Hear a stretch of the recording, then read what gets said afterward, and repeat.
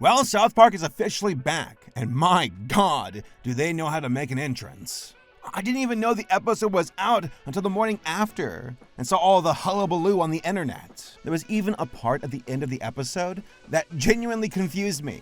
I thought it was real. Like, not real, but you know what I mean. Also, I don't think I've ever laughed as hard at an episode of South Park in my life, except for like the Tourette's episode. Is there a problem, sweetie? No problem. I just need to. My cousin and I touched each other's. And needless to say, the claws were out this time around. And they were going at the throat of Paramount and censorship. Now, a long-running series returning for their next season always gets some level of fanfare. But this is South Park, and they have had an exceptionally weird past few years that still looks kind of uncertain going forward.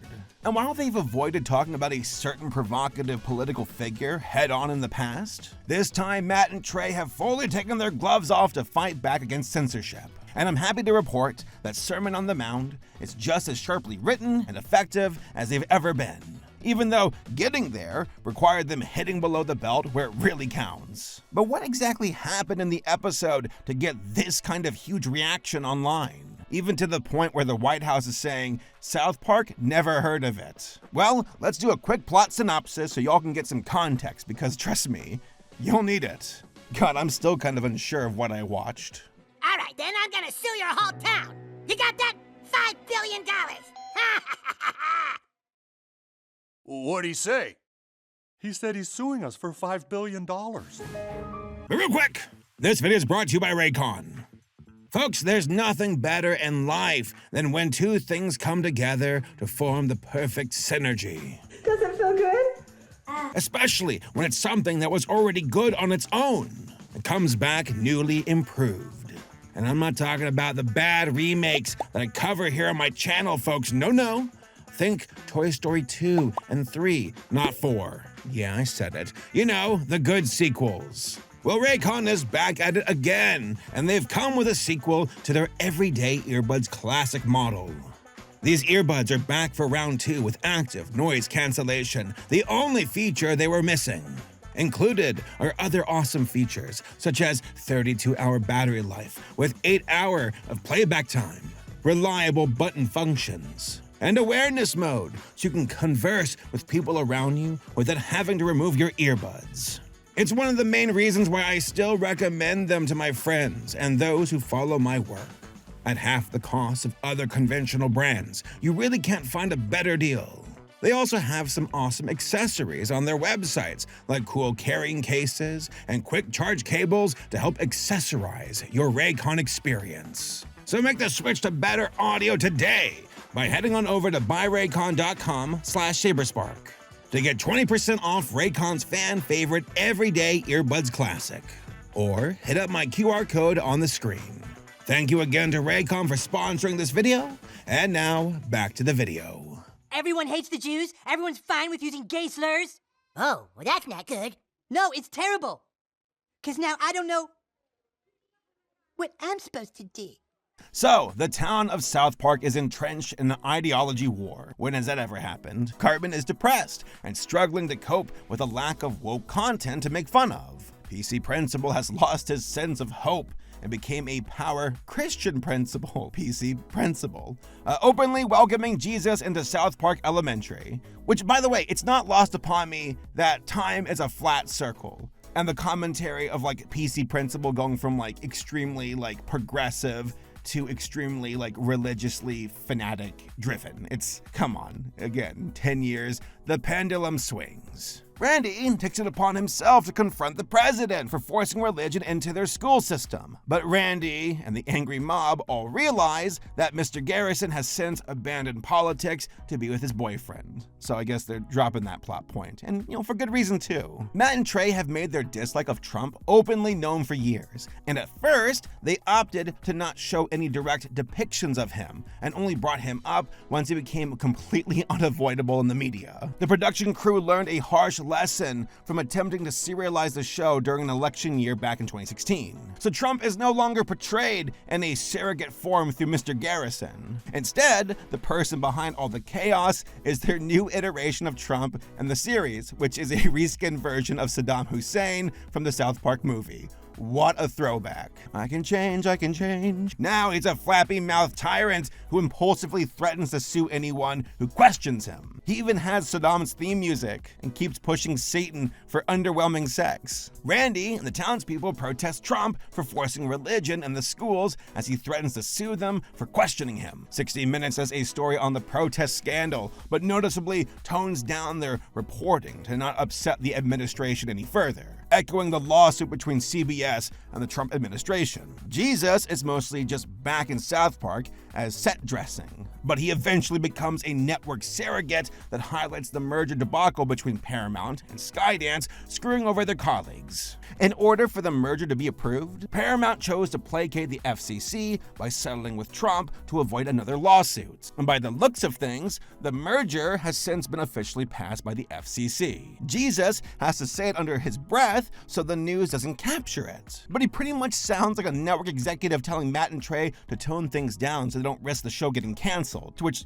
come on. I think Matt and Trey are like, you either die a hero or live long enough to become a villain, and they so desperately want that out, to get canceled, to go out on a high note. I think that's why they really knuckled up here. And if there's a hill that Matt and Trey will die on, it's fighting censorship.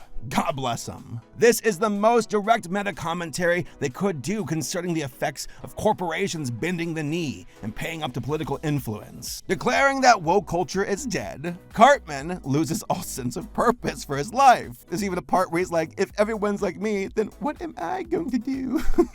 Again, I laughed so hard at this episode. And in typical fashion, Cartman ropes Butters into his plans to die from carbon monoxide poisoning, as one does. The episode even ends on a surprisingly tender moment between Cartman and Butters. They're the character surrogates for both Trey and Matt, as they were risking potentially more legal issues between them and Paramount after getting a massive payday from their new parent corporation.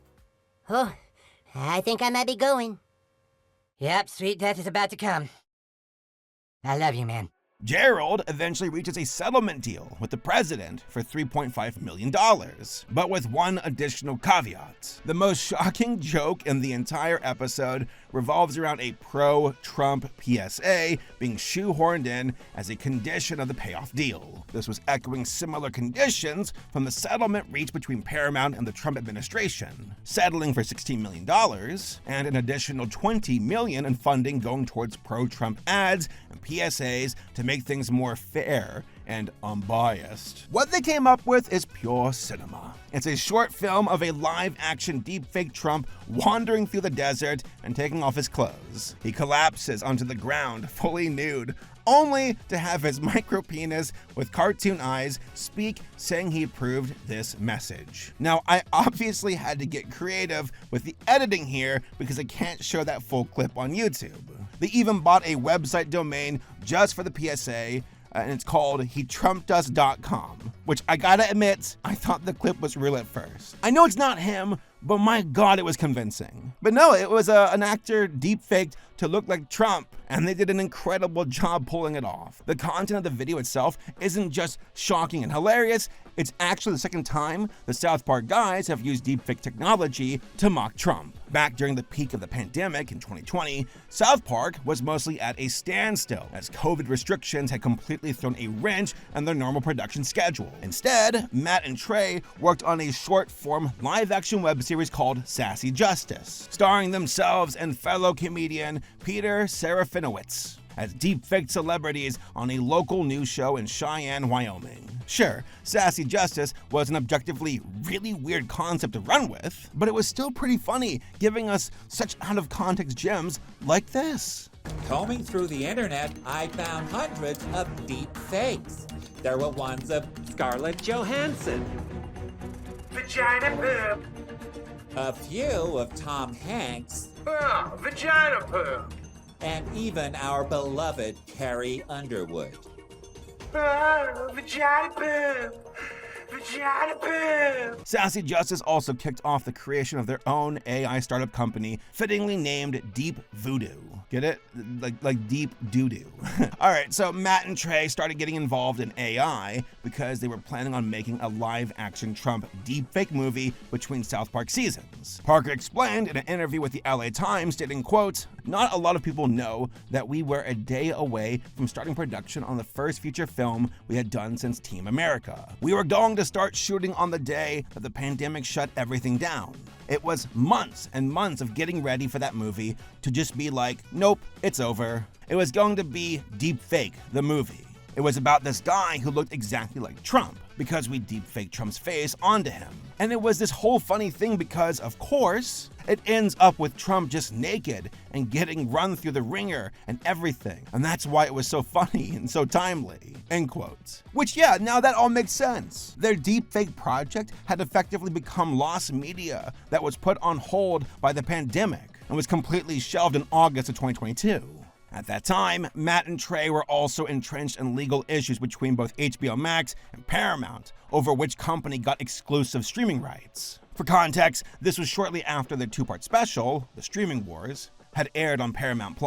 So what was effectively lost media that lost its timeliness became the perfect opportunity for the crew to reuse the footage they already had to mercilessly dunk on a petty tyrant who hates to be the butt of a joke. They had righteous indignation against media censorship, and more importantly, just got a load of FU money from Paramount. And the timing was finally appropriate for them to go full steam ahead. Sermon on the Mount felt like South Park really getting back in contact with their roots. While watching it, you can feel how much it was lovingly built out of pent-up rage and pettiness from Matt and Trey. And yeah, that's completely understandable given how messy their history has been with Paramount over the years. Now, if you want a more complete history of what went down, I would highly recommend checking out Johnny Tuccello's and Bloom's, two friends of the channel who have extensively documented the nightmarish corporate dealings behind the scenes at South Park. Like, it's really something to behold.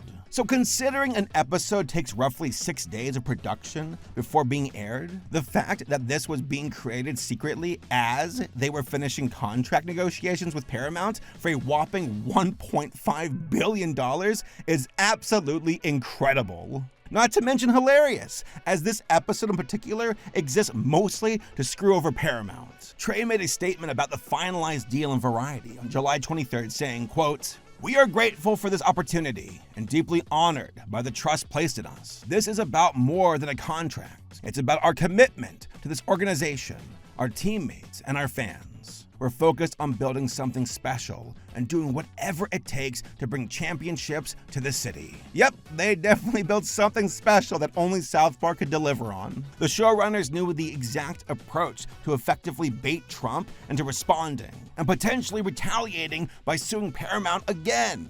Per White House spokesperson Taylor Rogers, not only has Trump seen it, but it clearly struck a nerve with him, with Rogers stating in a Rolling Stone article, quote, "This show hasn't been relevant for over 20 years and is hanging on by a thread with uninspired ideas and a desperate attempt for attention. President Trump has delivered on more promises in just 6 months than any other president in our country's history, and no fourth-rate show can derail President Trump's hot streak." End quotes. The buzz online says otherwise. The episode has been trending on social media for days. Now it's just a question of what the shockwave effects from it will be afterwards. As of writing this, Matt and Trey addressed a few things at their San Diego Comic-Con panel. They got a few notes back from the network for this episode about censoring Trump's micropenis, but pushed back against it. But the biggest thing revealed was that the clips from their trailer sizzle reel weren't actually from real episodes. It was just an advertising mandate from Comedy Central to have something to show for the upcoming season. They're still working on the follow-up episode too, as they still finish new episodes with a 6-day time frame. But if this is any sign of what we have to look forward to, I am so goddamn excited to see where things go from here on South Park. Will they be canceled by the network for this? I doubt it. South Park is just like that invincible. And also consider they just paid them an assload of money. But I do think that this is an important lesson for Paramount, that they definitely got what they paid for. You know, fuck around and find out. It just goes to show that after 27 seasons, Matt and Trey have not lost their satirical edge, and all the settlement money in the world cannot silence a really effective dick joke. But hey folks, those are just my thoughts. What'd you all think? Tell me down below in the comments, and I'll see you all next time. You guys gotta stop being stupid. We can't understand you. Just shut up or we're going to get canceled, you idiots.